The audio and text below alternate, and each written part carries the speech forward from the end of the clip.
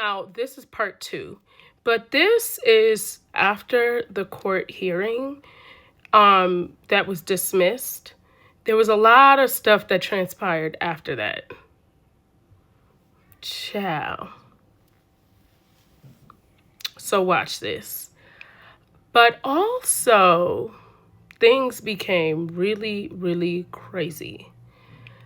But y'all, just watch this. We'll talk about it after. Oh, the tea is hot. I don't have my mug with me, but let's go on and talk about it. Everything I'm getting ready to say is all alleged. Fancy had everything dropped. Now, let's get into the details. Why? The venue wasn't in their jurisdiction. I was assuming that maybe possibly it wasn't their jurisdiction as Gypsy was incarcerated there, but I did have questions as to if it was in the right jurisdiction, so I thought that there might be some hurdles for Mike Stanfield putting it in this court. Now, had she not have shown up, they might have been able to get the restraining order, but later on they would have ended up possibly having it dropped depending on what would have happened. Was my assumption. Now, that might still be the case. I'm not sure how Missouri law works, but I do know that that would have been a possibility. She showed up, which ended up working out for her because she was there for it to be dismissed. Now, do I think charges can be filed again? Yes, absolutely, in the right jurisdiction. They do have a leg to stand on. Now, granted, I don't like the Blanchards. And I'm not the fondest of Fancy, especially after knowing she speaks about my looks and things that I feel like she shouldn't. However, they do have reason to sue her, and they could pursue it. I don't know if they're going to find an attorney that really wants to take it up, considering, you know, Gypsy's record. And I mean, she could win the case, I think, or she could win a lot of the things that she's suing for, just based on the fact that there's proof of it and Fancy's actually admitted to it. But, and like I said, I think, this is my opinion, but I don't know if it'll go any further. It may not. It'll be interesting to see what happens. I would, if they do, I would love to see Fancy maybe countersue for some of the things they've done to her. You know, it being that I would assume she'd have it documented, because I don't think I would take a lawsuit one way. I would turn around and countersue if I could. So we'll see, but that is what's going on right now. We'll see. I hope you guys have a great day. I will be traveling this weekend, so I may not be as present, as it's my good friend's bachelorette party and I want to be as present for her as possible. But I will post in some of my downtime. I appreciate each and every one of you. I know I don't say that all the time. I do make posts here and there letting you guys know that I appreciate you, but I really want you guys to know that I appreciate all the love and support that I get from you guys. You guys are really, truly the best, and this has been such a crazy ride, but each and every one of you had made this ride so much fun. All right, bye-bye for now. Okay, so let's talk about Fancy and I, because I've seen a lot of crazy things, and I just feel like we need to break this down. So Fancy said that I was the one who posted about her court case. I was actually not the first one, so that's a lie. In fact, the Nicholas Movement page posted it first, and then I posted it. Let's prove that. So this is when it was originally posted. This was the post that I seen. Also, a lot of my followers had already sent me the MissouriCase.net information. Fancy actually reposted it. It's right here. This is someone that's actually really close to Fancy that messaged me the morning after I posted that video. And I don't want to disclose who this person is because regardless whether they support Fancy or not, I really do like this person a lot. And so this person was upset at me for posting it. And like I said, I was not the first person to post it. But it says, you kind of did though, but it's okay, do what you gotta do. I feel like that was just a low blow for putting someone in danger, and that's the thing. It wasn't publicly broadcasted yet. Fancy knew about it and had been trying to figure everything out before speaking on it at all. It wasn't exactly your place to put it out there. Now, I said you do realize over 25 people sent this to me, but one of my followers in particular sent it to me first. And I said before I posted it, it's something that was related to Gypsy, which is true, right? And this is a tea and gossip page, and beauty content, fragrance, all that stuff. But this was one of those things that were in it. Fancy and I aren't friends. We have never had a relationship. I want to be very clear about that because for some reason it seems like people think we had a relationship. No. She may have sent me a few messages in the past. I was very short with her because I just didn't get great vibes from her, and it might just be a me thing or a her thing, whatever. But I didn't owe her that. So I think a lot of people have that misconception. We were never friends. And Fancy has been blocked on my page for months. So when she said in a live that we had a great relationship before, no, that's not true. Now, when I made that video about the micro deletion, I gave her very much credit, but I didn't steal any content at all.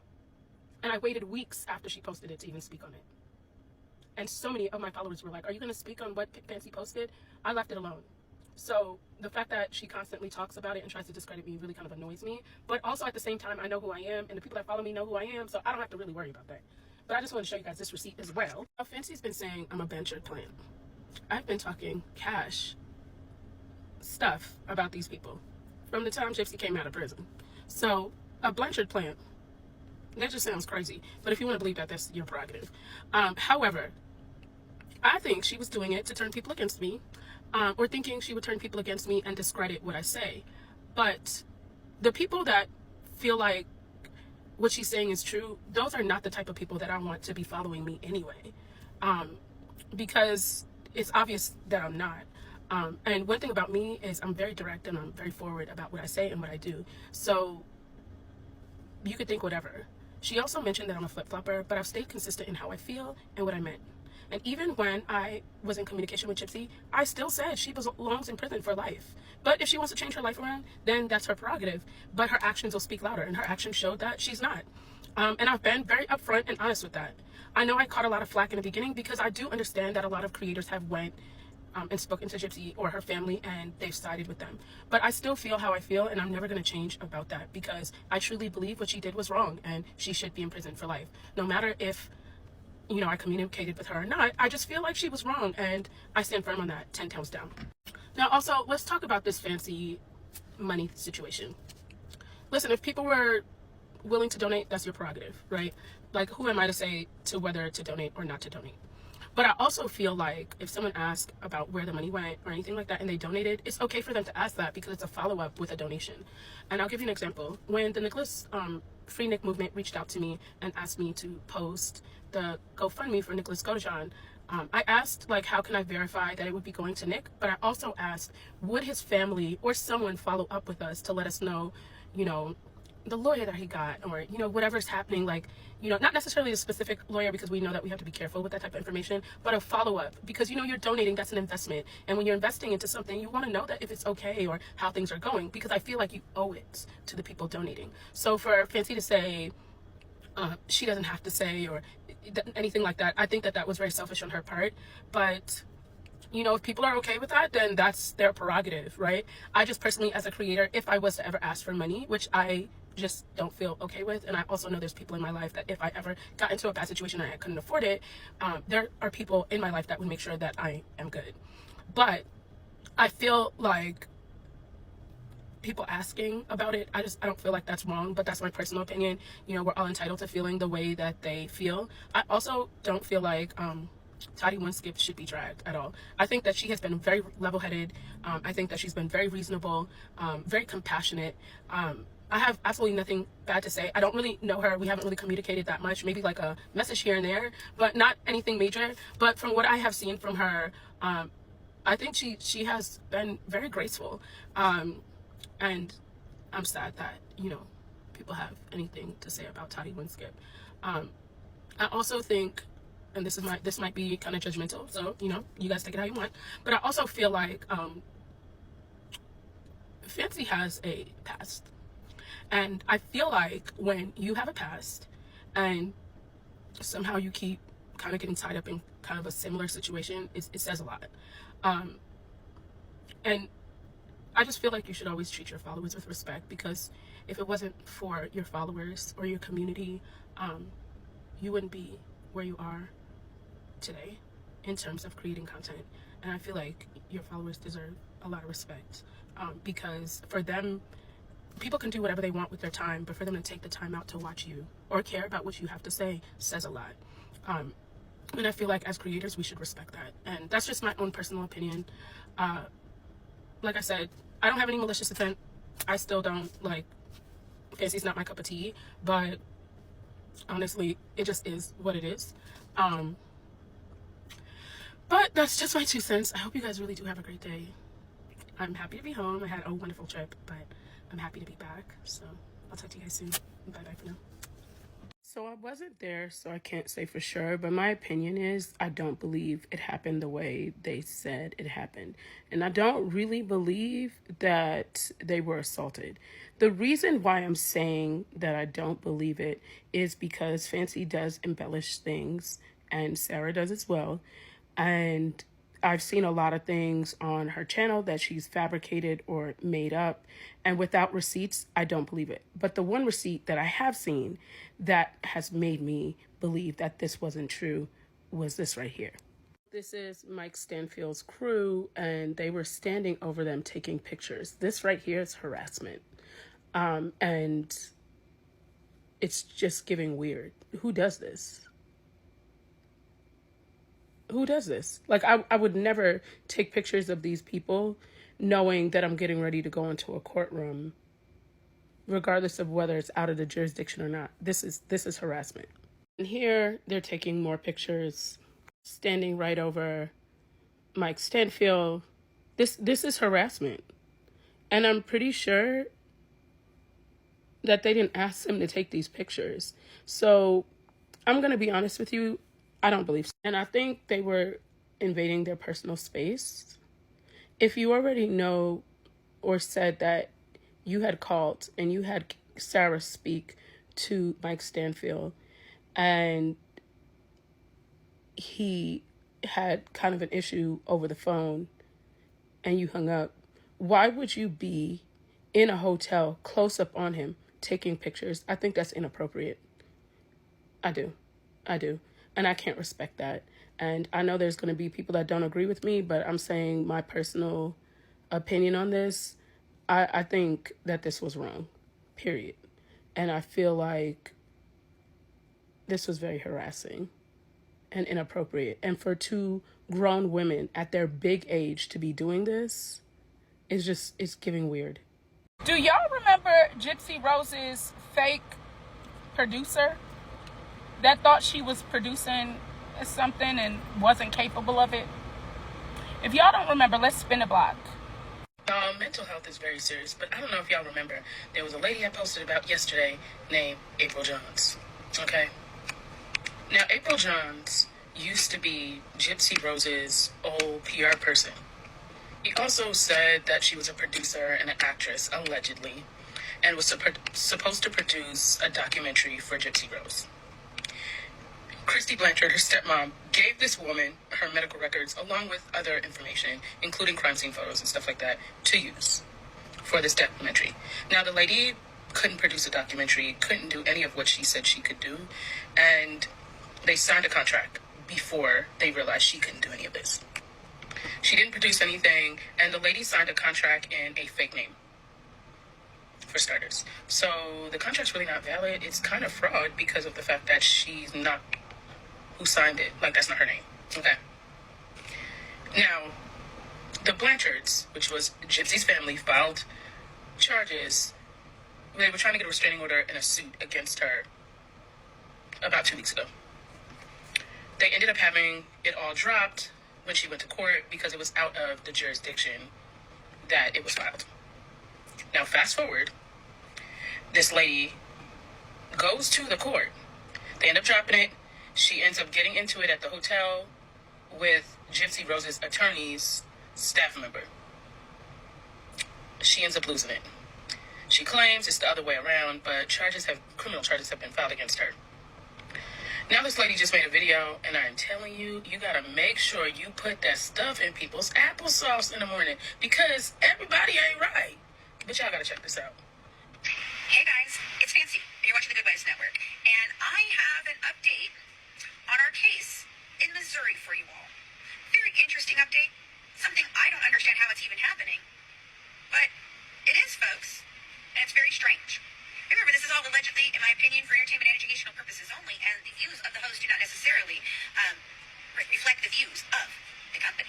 Let me get you a picture real quick. So, do you see this man right here, Adam Warren? Nice little mug with his little wife, right? Guess who also Adam Warren is? It's a prosecuting attorney on the false report case that Sarah and I are facing in Missouri. Do you know who else he he is? He's also Blue Shirt Guy. This is the man that assaulted Sarah. And he is the prosecuting attorney accusing us of filing false reports to the judge, who is his very dear good friend, Richard Leamer, Dick Leamer, who commented on this Facebook post up here of his about his son doing something with some sports thing and how he was so proud of this man's son. Tell me this ain't corrupt without telling me this ain't corrupt. So with that being said, how in the F is this legal? Now, this lady has always been known to embellish things. And I hope somebody tags Mike Stanfield and this prosecuting attorney in this, because they need to see this. And, you know, something makes me wonder, if you know you're going to court for charges, why would you come on the internet and what she's saying is she's alleged? But if this is the guy that you're saying was there, is it really alleged? Or are you just coming on here making up stories? I don't know. That's alleged, because I don't know. But what I'm saying is, I know this lady embellishes things, and I know she ain't right all the way upstairs. Now, this woman says that I am constantly lying about things. I decided to disassociate myself from this woman for multiple reasons, but one main thing is I never felt as though she wanted justice for Nicholas GODEJOHN or justice in this situation. I feel as though she wants revenge at Christy Blanchard and Gypsy Rose, and that would be the wrong reasons to pursue anything. Anyway, this lady filed something in the court this week that blew my wig cap back when I seen it the other day.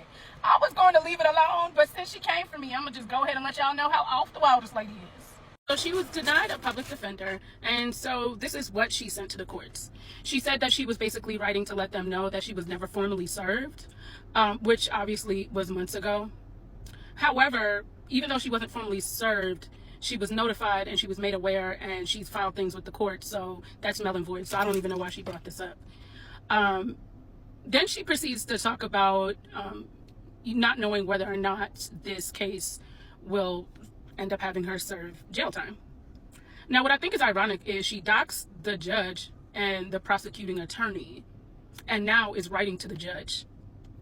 Does that not tell you that somebody forgot to put something in her applesauce? I mean, I'm just saying. I'm just asking a question. That's all I'm doing, okay? So she says that she wants this to be dismissed. And I've seen that it was denied and she has to be back in court in October. Now, the prosecuting attorney offered her a plea deal, but she's not willing to accept because she said she didn't commit any crimes. Now, you heard in that video, she was saying that Sarah was assaulted. But now she's saying that she never really said any of that. That never really happened, and it's all Sarah's fault.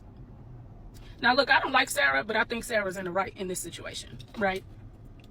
Now, she's saying that this civil suit was leaked into the media outlets like TMZ and various independent content creators for the sole purpose of defaming her. No, ma'am, you put this on the internet first, so I don't understand how that would be defaming or discrediting you. We could only talk about what you actually did with your own actions. But, you know, of course, you're going to say that's a lie. It seems real gypsy-ish to me. However, she also says that she is a public figure being stalked and harassed and bullied by massive groups of online people attached to Gypsy Rose Blanchard and her family. Now, she talks about she was live on YouTube and something got delivered to her house via DoorDash. I believe it was one of her followers. I'm not really sure, but it seemed as if it wasn't a threat. Okay. Now, she goes on to say that she was kidnapped by Sarah. Sarah did the kind gesture of taking her to court, and now she's saying that the lady tried to kidnap her? What? See, that's why you don't do favors for people that don't eat their applesauce in the morning. Now, she's also blaming Sarah for a false report. Girl, you the one who persuaded her to do it. So now she's saying before she arrived at court that Sarah Anderson participated in defaming her. Now, look, like I said, Sarah and I do not get along, but one thing I will say is Sarah rode very hard for Fancy. Very hard. I have seen her reach out to people, and she was a rider for Fancy. So this is foul, okay? Now, the lady used her own gas money to take Fancy to court. And this is what she's doing to the lady. So she's saying that the lady tried to kidnap her and she should be charged with first-degree kidnapping. This lady dirty, child. So now she's saying that Sarah lied about the video and tried to blame her, when we all seen them on live saying otherwise. And Fancy was the one who was screaming she was assaulted, she was assaulted. Am I right or am I wrong? Did we all see that, or was it just me? Okay. So now she is talking about all this crazy stuff. Y'all could pause to read. Go ahead and pause to read. Go ahead and pause to read. I want y'all to pause to read that for real. Because at the very end of what she filed, she again put Fancy Marcelli, aka April Johns. Ma'am, your legitimate name is April Johns, so why would you constantly put this fake name in a court document? Like, the judge is looking at it like, this is a mess, child. A hot mess. That's what the judge is thinking when he sees that. If you think you're gonna get off charges of doxing the judge and the prosecuting attorney, you got a new thing coming. And if you gonna take it to court, baby, they not finna play with you. I don't know how you think this works, but I'm gonna say this, and I'm gonna say this again. I have said to multiple people, anyone that has came for me, I have always sat there and seen crazy things happen for them. Because one thing I will say is God don't play about me, baby. He don't play about me. So you might want to stop playing. You might want to stop playing, because God don't play about me. So he'll have them cards flip and reverse while you talking about me. You'll end up defaming yourself, baby. So have a great day.